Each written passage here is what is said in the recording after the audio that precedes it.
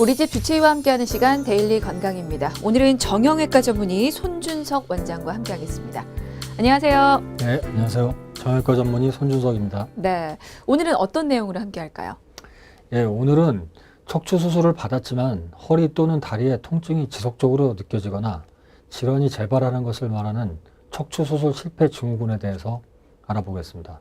척추 수술을 받은 환자 중 약 15%가 겪고 있는 증상으로 수술이 필요하지 않은 상태에서 수술을 받았거나 또는 수술을 받으면서 디스크가 완전하게 제거되지 않아서 증상이 남아있거나 또는 수술 후에 여러 가지 합병증이 발생하는 경우, 이러한 것에 대한 말씀을 드리겠습니다. 네, 일단 척추 수술은 결심하고 받는 것도 쉽지가 않은데 수술 후에 또다시 염증으로 그리고 통증으로 고생을 한다면 더 힘든 일이 될 것 같습니다. 어떻게 극복할 수 있는지 오늘 자세히 알아보겠습니다. 자, 먼저 척추 수술이 필요한 경우부터 좀 여쭤볼게요.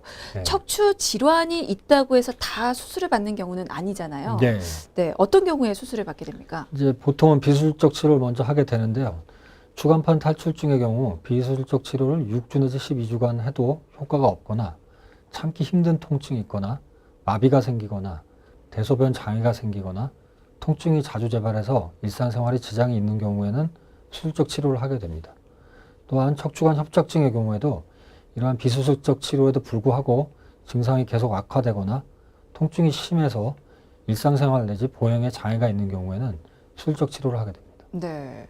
보통 수술을 받는 경우를 생각하면 일단 디스크가 심해졌을 경우 예. 그리고 이제 협착증으로 또 고생하시는 분들 그런 네. 분들 이제 수술을 또 받으시는데 디스크 질환이 있고 협착증이 있다고 해서 무조건 수술을 받는 건 아니잖아요. 네. 대부분 먼저 비수술적 치료를 먼저 하게 되는데요. 네.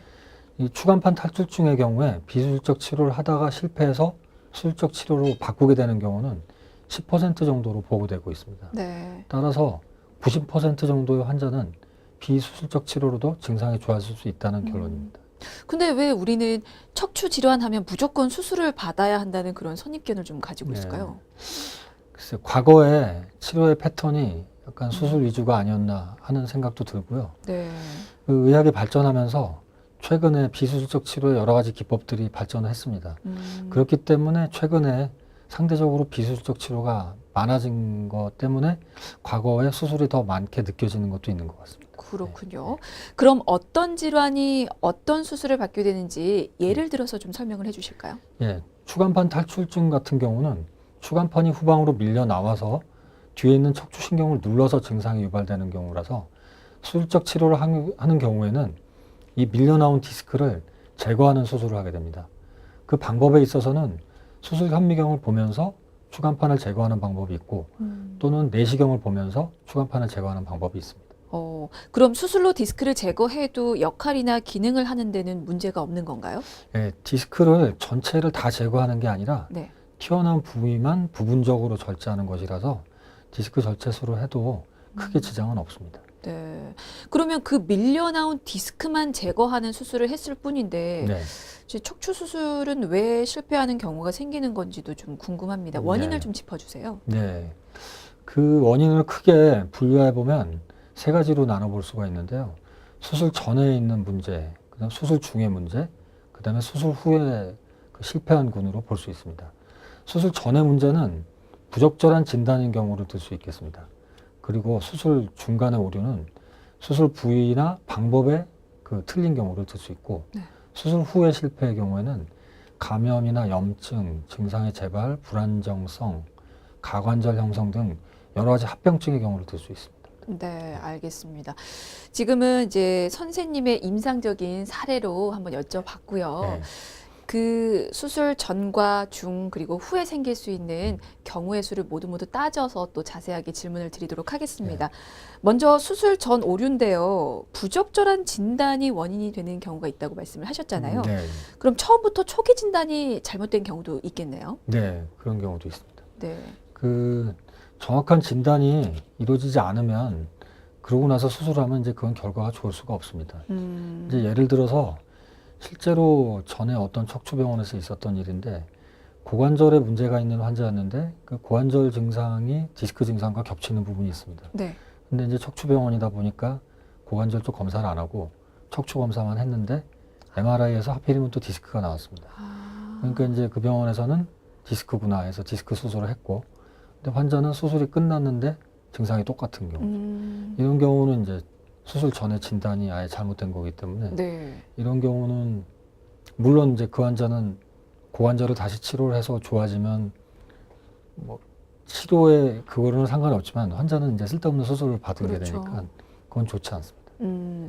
그렇게 되면 일단은 그러면 재진단을 다시 받아야 하는 건데 예, 예. 재진단을 위해서는 그러면 어떤 과정들을 또 거쳐야 되는 겁니까?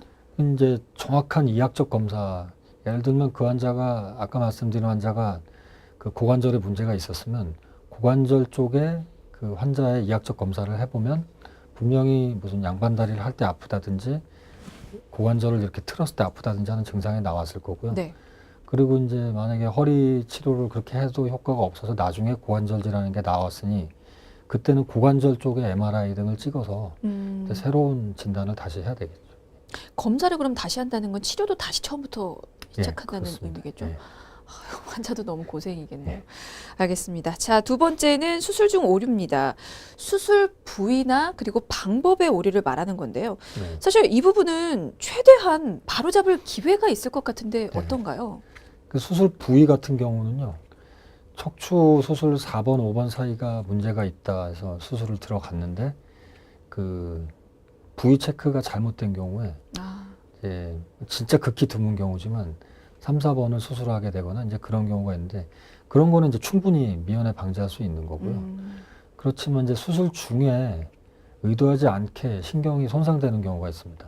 그런 경우는 일단 신경이 한번 손상이 되면 그 후에 어떠한 처치를 아무리 잘해도 100% 회복은 되지가 않기 때문에 수술 후에 그 환자에게는 이제 후유증이 남게 됩니다. 그렇군요. 예. 100% 회복은 힘들지만 그래도 수술 중 오류 역시 해결은 가능한 겁니까? 네, 그 이제 최대한 수술을 신중하게 하다가 하면서도 그렇지만 예를 들면 디스크를 한 번 수술을 했던 환자 또는 2번 수술했던 환자를 또 수술하게 되는 경우가 있습니다. 또 재발을 해서 네. 그런 경우는 수술을 들어가 보면 신경막이 굉장히 유착이 심합니다. 네. 그러면 그 신경막을 유착을 방지하는 과정에서 물론 조심스럽게 하지만 가끔은 그 신경막이 찢어지는 경우도 있고 그러면은 결국은 디스크 본 수술보다 그 신경막 찢어진 거를 회복시키는 수술 시간이 더 오래 걸립니다. 그렇군요. 예.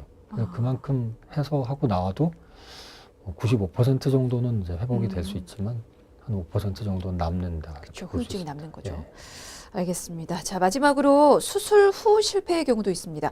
앞서서 수술 후 실패의 경우로 몇 가지를 들어주셨어요. 감염, 염증, 증상의 재발, 그리고 불안전성, 가관절 형성, 고정 금속기기의 문제점.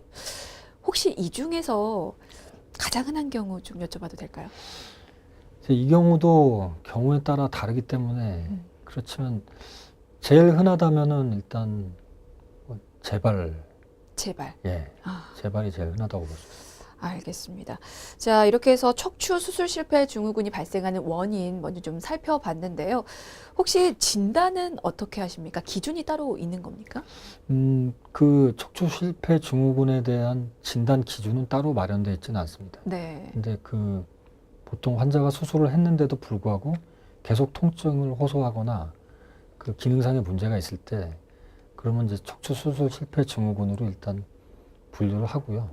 그에 따라서 맞춰서 각 환자에 따라 치료를 하게 됩니다. 네. 혹시 척추 재수술이 이게 불가능한 경우도 있습니까? 무조건 다 가능한 건가요? 이제 너무 여러 번 수술을 한 경우 같은 경우는 그 조직의 유착이 심하고 신경 쪽에 유착이 심하기 때문에 그런 경우에는 그 유착을 방지하는 수술 자체가 굉장히 힘들 수가 있고요. 네.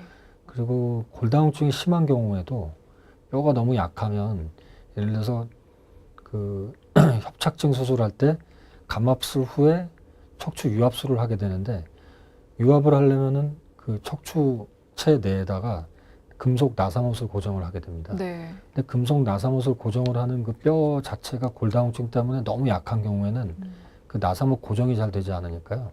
골다공증이 심한 환자의 경우는 그런 금속 나사못 고정 자체가 어렵습니다. 그러니까 그런 경우는 이제 그런 수술이 힘들죠. 근데 이제 수술을 반복을 한다는 건 2번 이상 수술을 받아도 통증이 이어질 수 있는 겁니까? 예. 그 여러 논문에서 수술 실패 증후군에서 재수술했을 때 네. 성공률을 25%에서 80%로 다양하게 보고하고 있습니다. 이거는 뭐 어떤 사람이 수술하면 잘하고 어떤 사람은 못하고 그런 내용이 아니라 그 결과가 그때그때 굉장히 일정하지 않게 나올 수밖에 없는 그런 결과입니다. 만약에 그렇게 반복되는 척추 수술이 우리 몸에 어떤 영향을 미치는지도 좀 여쭤봐도 될까요? 일단 육체적으로는 전신 마취를 여러 번 해서 좋지 않은 점이 있겠고요. 네. 또 수술 같은 부위를 여러 번 절개하게 되면 그 수술 부위에 연부 조직이나 신경 등에 유착이 생기고 또 그 주변 근육이 굉장히 다 약해집니다. 그래서 수술 후에 재활 치료에 상당한 어려움이 있고요. 또 입원 기간이 늘고 활동에 제약을 받고 이러면은 그리고 여러 번 수술하고 이러면은 환자들이 정신 건강적으로도 이제 좋지 않은 상황에 처하게 됩니다. 우울증을 빠지기도 하고. 그렇군요.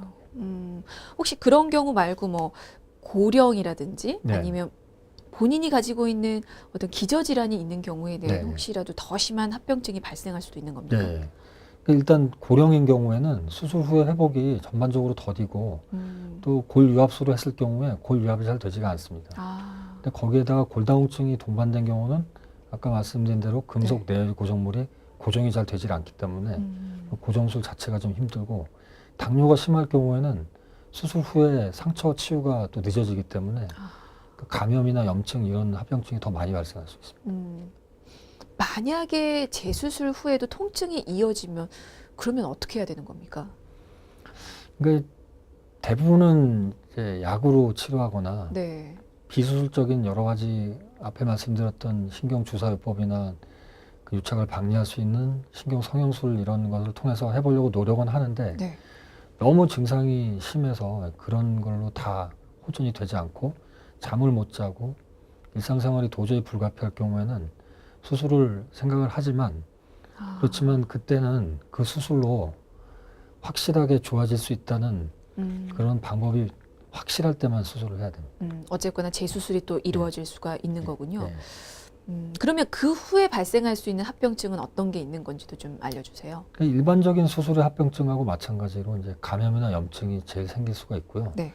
재수술이기 때문에 신경근의 손상이나 손상으로 인한 마비, 그다음에 수술 후에 뼈의 불안정성, 그 유압이 잘 되지 않아서 가관절이 형성이 되고 그러한 합병증이 생길 수가 있습니다. 그런 합병증을 줄일 수 있는 방법이 혹시라도 따로 있을까요? 그거는 수술을 집도하는 의사가 최대한 노력해서 그런 것이 생기지 않도록 노력하는 방법밖에는 따로 특별히 있다고는 말씀드릴 수가 없습니다. 네. 사실은 전문의도 노력을 네. 해주셔야 되지만 환자분도 치료 후에 더 관리를 잘 네. 해주셔야 될 텐데 네. 혹시 재활 치료가 또 이루어져야 하는 부분도 네. 있습니까? 그 여러 차례 수술을 받은 경우에는 근력 약화가 굉장히 심해져 있는 상태이기 때문에 재수술 후에 어느 정도 증상이 호전이 됐다면 물론 힘들지만 환자분들이 허리 근력 강화 운동 등 재활 치료를 반드시 열심히 해야 합니다. 재활 치료는 보통 어느 정도 기간을 예상을 하면 될까요? 보통 첫 번째 수술로 하는 경우에는 저희가 4주에서 6주 정도 재활 치료하면 된다고 네. 말씀을 드리는데 이렇게 일단 한번 실패 증후군이 생긴 경우에는 그걸 기간을 정할 수는 없고요. 환자분이 어느 정도 좋아질 때까지 좀 꾸준하게 해보는 수밖에 없습니다. 그게 몇 년이 될 수도 있겠군요. 네. 네. 알겠습니다. 혹시 재활 치료를 받으면 네. 환자분들이 받을 수 있는 어떤 효과가 있습니까? 일단은 근력 강화가 되면 근력이 기본적으로 유지가 돼야 척추는 이렇게 몸을 세우는 구조물이기 때문에 네. 근력이 약해서 일어서지를 못하게 되면은 그 다음에 이제 아무것도 할 수가 없기 때문에요. 근력 강화가 일단 기본적으로 되면 그 후에 이제 차츰 여러 가지를 이제 해볼 수 있습니다. 네, 알겠습니다. 자, 오늘 척추 수술 실패 증후군에 대해서 살펴봤는데요. 사실 이 질병에 대해서 모르고 계시더라도 오늘 이 시간을 통해서 새롭게 알고 특히나 이 수술을 앞두고 계신 분들은 겁부터 또 먹지 않았을까라는 생각도 드는데 그 척추 수술을 앞둔 분들을 위해서 혹시 한마디 남겨주신다면요. 예. 모든 척추 질환이 다 수술해야 하는 건 아닙니다. 하지만 비수술적 치료로 해결이 안 되는 꼭 수술이 필요한 경우도 있습니다. 그러니까 정확한 진단으로 수술이 꼭 필요하다면 수술을 잘 받으시고 수술 후에 재활이 중요하니까 수술 후에 담당 의사의 지시에 따라서 잘 재활 치료까지 잘 받으시길 바랍니다. 네, 얘기 잘 들었습니다. 척추 수술이 치료의 끝은 아니지만 그렇다고 새로운 질병의 시작이 되어서는 안 되겠죠. 자신의 상태에 대해서 정확히 알고 그리고 전문의를 당연히 신뢰하면서 본인에게 맞는 수술 진행받기를 바라겠습니다. 자, 지금까지 정형외과 전문의 손준석 원장이었습니다. 말씀 감사합니다. 네, 감사합니다.